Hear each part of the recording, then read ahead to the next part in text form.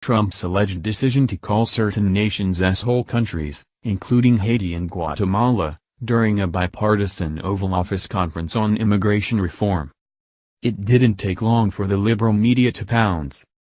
This is CNN Tonight. I'm Don Lemon. The President of the United States is racist, the least trusted anchor at the most trusted name in news began his show Friday. A lot of us already knew that. Believe it or not, some other liberal stalwarts were less subtle.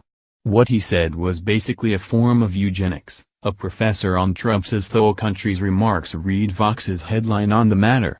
Laurella Praley, the ACLU's director of immigration policy and campaigns, was even less delicate when it came to her ad hom. President Trump has been consistently honest about the white nationalism behind his immigration policies. Pretty damning invective there. However, it's worth pointing out that all three of these institutions, from the Venerable to Vox, were around 2 years ago. I point that out because that's exactly when former President Obama said something involving almost the same expletive that Trump used to describe an African nation in chaos, one which the Obama administration likely wasn't totally jazzed about letting immigrants in from.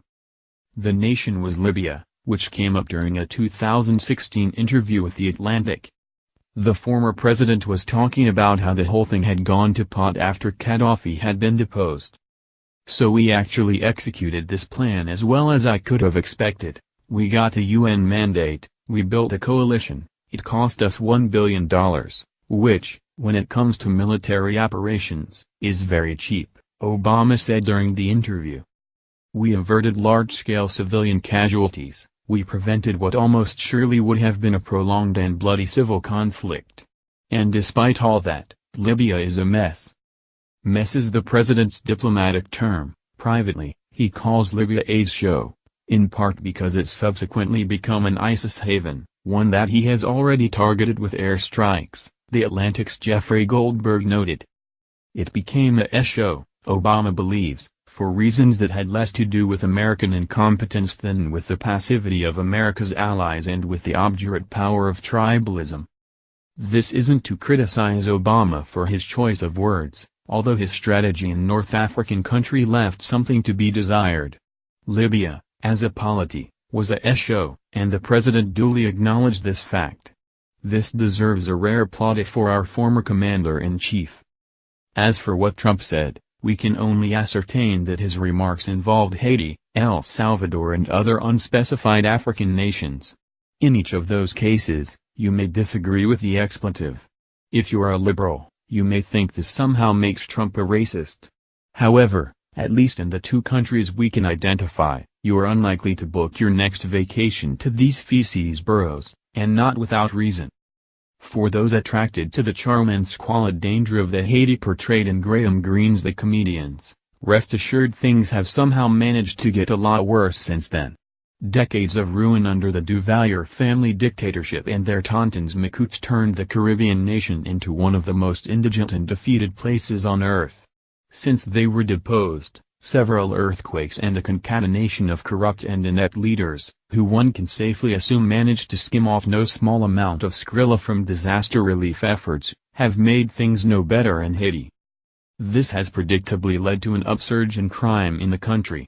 A 2012 State Department advisory, issued under, for those bad with dates, the Obama administration, travelers were urged not to visit Haiti unless they enjoyed playing roulette with their lives. U.S. citizens have been victims of violent crime, including murder and kidnapping, predominantly in the Port-au-Prince area. No one is safe from kidnapping, regardless of occupation, nationality, race, gender, or age, the advisory read. Lovely. While El Salvador doesn't quite have any dictator with the depravity factor of the Duvaliers or many of Haiti's other exigencies, that hasn't stopped the country from being the most violent in the world not currently experiencing a war. Inside Crime reports the Central American nation reported 5,278 murders in 2016 for a homicide rate of 81.2 per 100,000.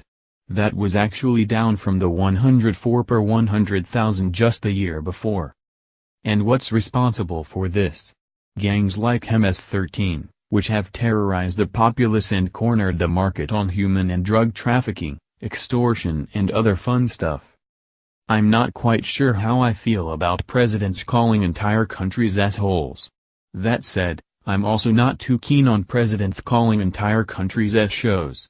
Yet, Obama's utterance induced almost total media silence, while the other one caused the country to ground to a halt and start wringing its hands over a president that said something racist for the 11th billionth time. If Barack Obama's State Department can quite rightly point out the rampant criminality in Haiti, so can Donald Trump.